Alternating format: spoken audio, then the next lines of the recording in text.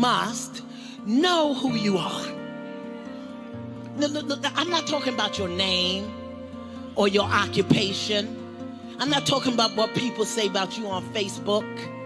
I'm not talking about your PIN number.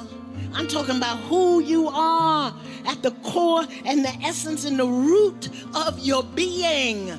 Spiritual code of conduct says you have to know who you are, and that your behavior cannot make testimony about you that is not the truth of who you are. When you have a spiritual code of conduct, and when you know who you are, if you ain't a hoe, you don't act like a hoe. If you ain't a deadbeat daddy, you don't act like a deadbeat daddy. If you ain't a gutter snipe, you don't act like a gutter snipe. You know who you are from the inside to the outside.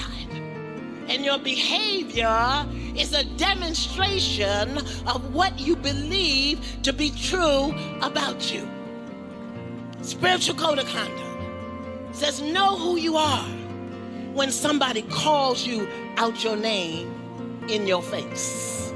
I'm telling you, just because it hasn't happened don't mean it won't happen. Renew and recharge your vision. Do not think that because it's always happened, it has to continue to happen. Just because your mama did it and your daddy did it, because Big Mama did it, Junebug and them is still doing it, don't mean you have to keep doing it. You don't have to be broke. You don't have to struggle.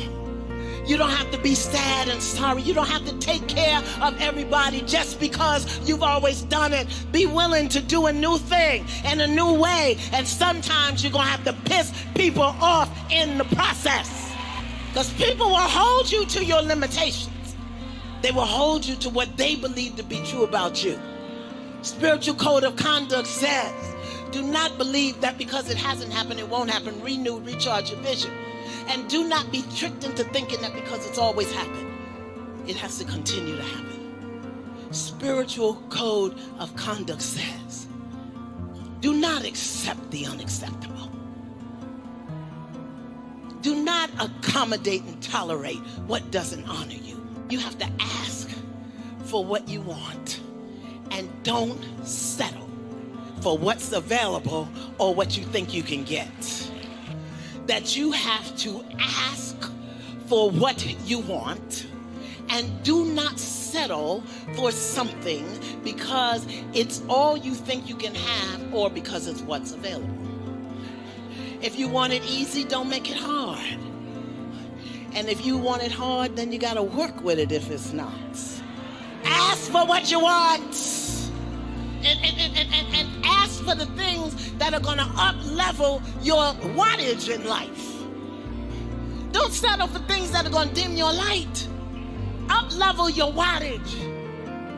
Sometimes our light be blinding us. Your light is so brilliant, it blinds you. The reflection of it shining back in your eye.